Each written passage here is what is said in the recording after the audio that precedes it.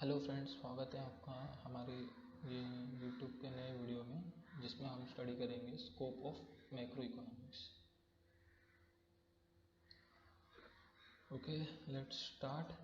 तो scope of macro economics को broadly 4 theory में डिवाइड किया गया है। Theory of income and employment, theory of general level and inflation, theory of economic growth and development, theory of distribution. बाद में theory of income and employment is subdivided into two parts, theory of consumption function, theory of investment function. This is also known as theory of business cycle. Okay, तो theory of consumption function and theory of investment function को हम लोग अगर combine करेंगे तो it is also business cycle is also part of a theory of consumption and investment function. So we can say that theory of income and employment का part क्या होगा? Theory of business cycle. Yes or no? So let's begin. सबसे first point क्या है? Theory of income and employment. Theory of income and employment. Theory of income and employment. Macroeconomic analysis explain which factor determine the level of national income and employment। Macro economic का analysis हम लोग को help करता है कि ऐसे कौन सा फैक्टर है डिटरमाइन करना, मीन्स डिसाइड करना, तय करना the level of national income and employment, कि हमारे कोई पर्टिकुलर कंट्री में नेशनल इनकम कितना है, एम्प्लॉयमेंट कितने लोगों को मिला है, बराबर, ये डिसाइड करने में हेल्प करता है। And what causes fluctuation in the level of income, output and employment. यहाँ पर वो बोल रहा है कि ऐसे कौन कौन से रीजन्स है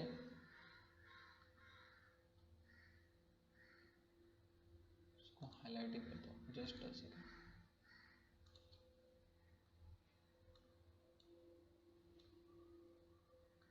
ये थी what causes fluctuation in the level of income, output and employment.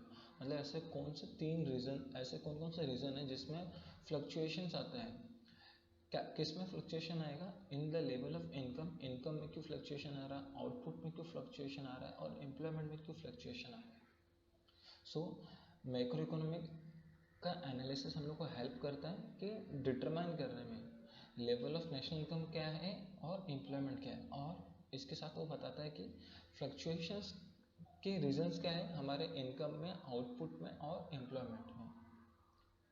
Then to understand how the level of employment is determined, और कोई कंट्री में कितने लोगों, कितने लेवल तक एम्प्लॉयमेंट है, मतलब रोजगार है, ये डिटरमाइन करने में हेल्प करता है। We have to study the consumption function and investment function. मतलब ये दो फंक्शंस हैं, इन दोनों को स्टडी करने में हमें हेल्प करता है। इसको हम लोग ब्रॉडली जब मैक्रो इकोनॉमिक्स स्टार्ट करेंगे तो डिटेल में उसमें पढ़ेंगे। सो एज ऑफ नाउ आप लोग ये दो टर्म्स को ध्यान में रख लो। ये we have to study the consumption function and investment function. And theory of business cycle is also part of theory of income and employment.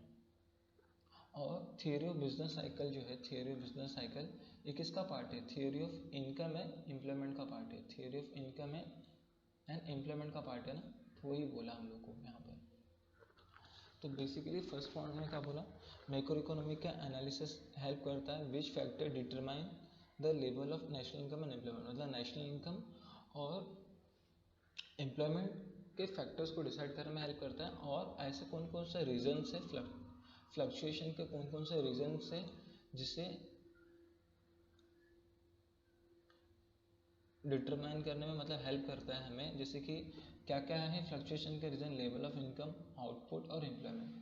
To understand how the level of employment is determined, मतलब कितने लोगों को रोजगार मिला है, और जिसको हम स्टडी कर सकते हैं कंजम्पशन फंक्शन और इन्वेस्टमेंट फंक्शन। मतलब इसके लिए हमें कंजम्पशन फंक्शन स्टडी करना पड़ेगा और इन्वेस्टमेंट फंक्शन। और थियोरी ऑफ बिजनेस साइकिल जो है वो किसका पार्ट है? इनकम एंड एम्प्लॉयमेंट का। सो अगर सिंपल अगर इसको याद करना है तो theory of income and employment के दो पार्ट है, इन्वेस्टमेंट फंक्शन और कंजम्पशन फंक्शन। और बिजनेस साइकिल जो है वो किसका पार्ट है? Theory of income and employment का। तो ये डन। तो इसके तीन पॉइंट्स ध्यान में रख लेना, अगर इसको लिखना है तो आपको एग्जाम में पूछेगा तो। जैसे सबसे पहला मैक्रो इकोनॉमिक एनालिसिस हम लोग को डिटरमाइन करेगा क्या, लेवल ऑफ इनकम। इनकम यानी यहाँ पर अगर हम लोग ये इनकम देख रहे तो इनकम यानी नेशनल इनकम और एम्प्लॉयमेंट, ये डिसाइड करने में हेल्प करेगा, पहला पॉइंट हो गया। और कौन कौन से तीन फ्लक्चुएशन को देखेगा, इनकम, आउटपुट और एम्प्लॉयमेंट, ये तीन फ्लक्चुएशन के रीज़न को ढूंढेगा और लेवल ऑफ एम्प्लॉयमेंट को डिटरमाइन करेगा, बराबर। और इसमें वी हैव टू स्टडी कितना फंक्शन पढ़ना पड़ेगा, we have to study the consumption function and investment function, okay. Theory of business cycle जो है किसका पार्ट है, theory of income and employment का पार्ट है, दैट्स इट। तो done. Now moving on to the second point, theory of general price level and inflation. Inflation का मतलब मुझे आप बताएंगे, इन्फ्लेशन का मतलब क्या होता है, महंगाई। तो इसको महंगाई का मतलब मैं इसको ऐसा बोल सकता हूँ कि जनरल प्राइस लेवल में अगर राइज होता है उसको हम लोग क्या बोलते हैं, इन्फ्लेशन बोलते हैं। बेसिकली इन्फ्लेशन का मीन्स क्या होता है, rise in what, rise in the general price level of goods and services, okay. ये होता है इन्फ्लेशन। मतलब इन्फ्लेशन यानी महंगा, मतलब जो चीज़ों की भाव जो है अगर वो महंगाई हो मतलब महंगे हो जाते हैं तो उसको हम लोग इन्फ्लेशन बोलेंगे, या फिर पैसों की कीमतों में गिरना, that is inflation.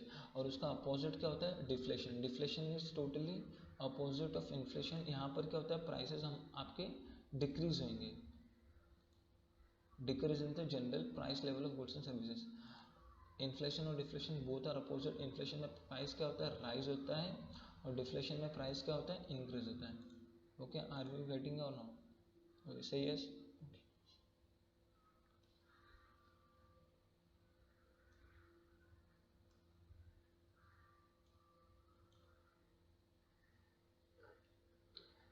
Second point, theory of general price level and inflation. Macroeconomic analysis shows how the general price level is determined. मतलब जनरल प्राइस लेवल क्या है वो डिसाइड करने में हेल्प करता है, डिटरमाइन करने में हेल्प करता है, और उसके साथ वो फर्दर फ्लक्चुएशंस के रीज़न ढूंढने में भी हमें हेल्प करता है। जैसे अगर मैं बोलूँ यहाँ पर वो क्या एक्सप्लेन करता है, साथ में explain the causes of fluctuation in, like ये वाले पॉइंट में क्या था, फ्लक्चुएशन को सर्च करने में हेल्प करता है। यहाँ पर भी फ्लक्चुएशन के reason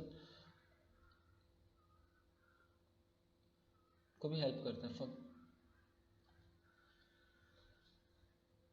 The general price level is significant on account of problem created by inflation and deflation. अभी इसमें दो प्रॉब्लम्स को, the study of general price level significant है। सिग्निफिकेंट का मतलब इंपॉर्टेंट है। क्यों इंपॉर्टेंट है, बिकॉज इन्फ्लेशन की वजह से क्या प्रॉब्लम है और डिफ्लेशन की वजह से क्या प्रॉब्लम है, इसको सॉल्व करने में हेल्प करता है। इन्फ्लेशन यानी प्राइसेस महंगी हो रही, और डिफ्लेशन उसका अपोजिट, मतलब मार्केट में डिमांड कम हो जा रहा है, बराबर। अभी वेनेजुएला अगर कंट्री है, या फिर बहुत सारे कंट्रीज है जहाँ पर इन्फ्लेशन बहुत हाई है, बराबर। अगर आप गूगल में सर्च करोगे इन्फ्लेशन इन द वर्ल्ड या फिर इन्फ्लेशन वेनेजुएला, तो वहाँ पर बहुत सारे इन्फ्लेशन के रेट आपको दिखेगा। अगर मैं आपको सर्च करके दिखाऊँ,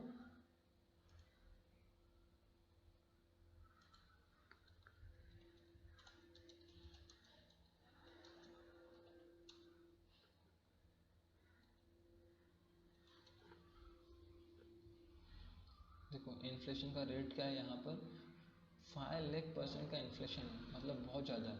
अगर यहाँ पर मैं इंडिया में कंपैरिजन करूँ तो 5 लाख% जो है इन्फ्लेशन है वेनेजुएला में, और इंडिया में अगर मैं सर्च करूँ तो इंडिया में 4.1%। तो सोचो हम लोग काफ़ी बेटर पोजीशन में है एज कम्पेयर टू वेनेजुएला और other country. The macro economic analysis shows the general price level determine कैसे होता है, और उसमें फ्लक्चुएशंस के रीज़न हमें बताता है, और general price level is significant on account of problem, inflation और डिफ्लेशन की वजह से जो प्रॉब्लम फेस हो रहे उसको रिजॉल्व करने में हेल्प करता है।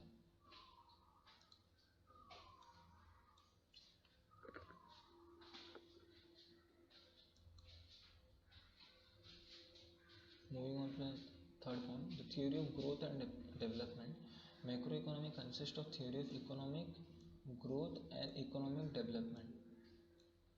अभी थर्ड वाले में आप देखोगे तो इसमें दो, theory of economic growth and theory of development, बराबर। तो इकोनॉमिक ग्रोथ और इकोनॉमिक डेवलपमेंट की थियोरी को एक्सप्लेन करने में हेल्प करता है। It explain the cause of under employment and poverty, under development.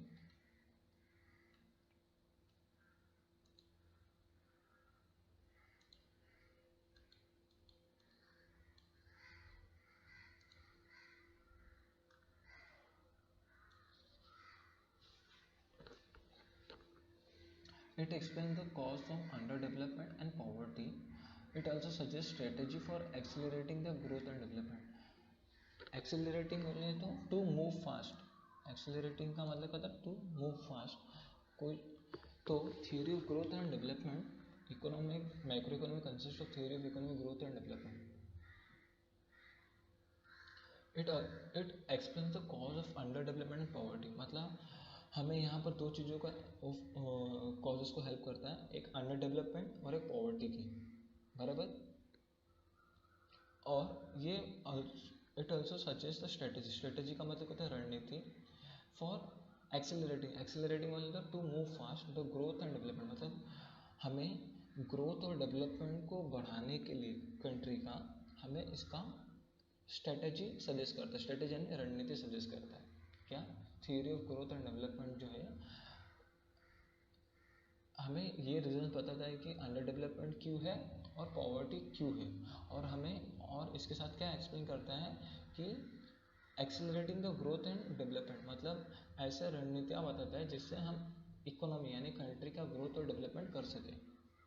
Okay, then macro theory distribution, last point जो है macro theory of distribution deal with the relative share of rent, wages, interest and profit in the total national income. मतलब macro economic जो है हमें क्या बताता है साथ में, डिस्ट्रीब्यूशन कि क्या क्या डिस्ट्रीब्यूट करेंगे हमारे नेशनल इनकम में, रेंट का शेयर कितना है, वेजेस का शेयर कितना है, इंटरेस्ट का शेयर कितना है और प्रॉफिट का शेयर कितना है। So macro economic theory of distribution हमें क्या बताता है कि हमारे नेशनल इनकम में रिलेटिव शेयर ऑफ रेंट कितना है, वेजेस कितना है, इंटरेस्ट कितना है, प्रॉफिट कितना है। अगर मैं आपको यहाँ पर बताऊँ,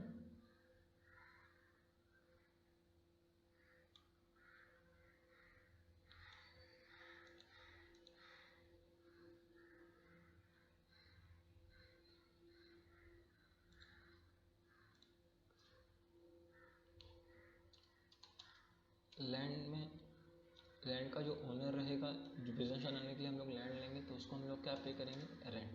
फिर बाद में हम लोग क्या करेंगे, लेबर जो वर्कर काम करने आ रहे हैं उनको हम लोग क्या पे करेंगे, वेजेस। बाद में कैपिटल है उसको हम लोग क्या शेयर करेंगे, इंटरेस्ट। देन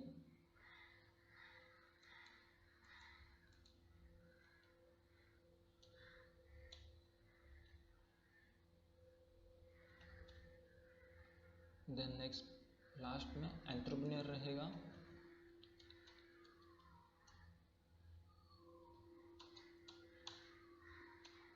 एंटरप्रेन्योर को हम लोग क्या शेयर करेंगे, प्रॉफिट।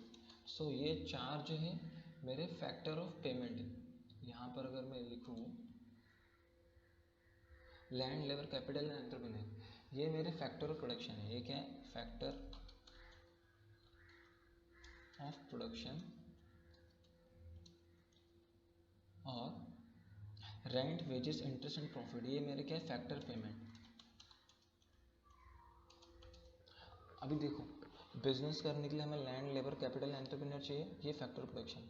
बट जब जो भी चीज़ इनको मैं रिटर्न में पे कर रहा हूँ, रेंट हो गया, वेजेस हो गया, इंटरेस्ट एंड प्रॉफिट, ये मेरे क्या हो गया, फैक्टर पेमेंट। तो ये चार, rent, wages, interest and profit, ये चार फैक्टर पेमेंट जो है इनका मेरे नेशनल इनकम में क्या कॉन्ट्रीब्यूशन है, डिस्ट्रीब्यूशन है, वो हमें फोर्थ पॉइंट एक्सप्लेन कर रहा है।